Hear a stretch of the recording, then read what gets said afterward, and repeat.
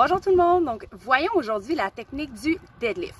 On va voir ensemble la technique plus en termes d'activation qu'en termes de positionnement, parce que pour moi le positionnement c'est quelque chose qui est très personnel à chacun, donc dépendamment de notre physionomie ou encore dépendamment de nos forces ou faiblesses musculaires, le stance peut changer, la technique peut changer, mais les activations de base restent les mêmes. Donc on va voir la technique du deadlift pour effectuer le deadlift de façon sécuritaire, donc en 4 étapes simples, en 4 actions simples à faire. Voyons-la ensemble. Donc voyons ensemble maintenant les 4 étapes, les 4 actions à poser pour avoir une bonne technique au niveau du deadlift. Donc première étape que l'on va voir ensemble, c'est l'utilisation de la grip des pieds au sol. Le positionnement des pieds, donc le stance, va varier selon chaque personne. C'est assez personnel à chaque personne selon votre physionomie, mais aussi vos forces et vos faiblesses musculaires.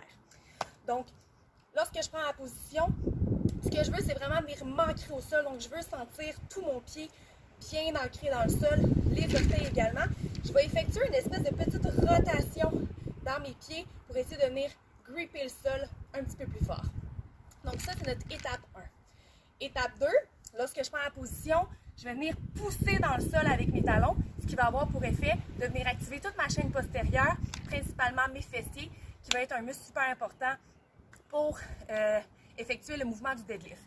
Donc, on ancre les pieds dans le sol, je pousse dans le sol principalement avec mes talons.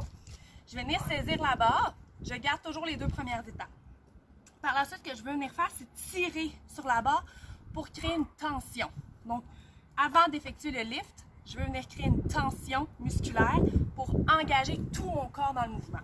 Donc, je suis placée ici, j'ancre mes pieds dans le sol, je pousse dans le sol, j'active mes fessiers, je tire sur la barre et finalement, je vais essayer de casser la barre en 2. Ce qui va avoir pour effet de venir engager mon grand dorsal qui va me permettre de stabiliser vraiment mon tronc, mes épaules et surtout mon bassin pendant le mouvement. Le grand dorsal est un très grand groupe musculaire, donc il va nous permettre d'ajouter une bonne partie de force dans notre mouvement. Donc, 4 étapes simples. J'ancre mes pieds dans le sol, je pousse dans le sol pour activer mes fessiers, on tire sur la barre, on vient créer une tension et finalement je casse la barre pour activer mon grand dorsal et je poursuis le mouvement jusqu'en haut. Donc, concentrez-vous sur ces 4 étapes-là. Évidemment, il y a plein d'autres principes, plein d'autres concepts, plein d'autres techniques à voir pour le deadlift.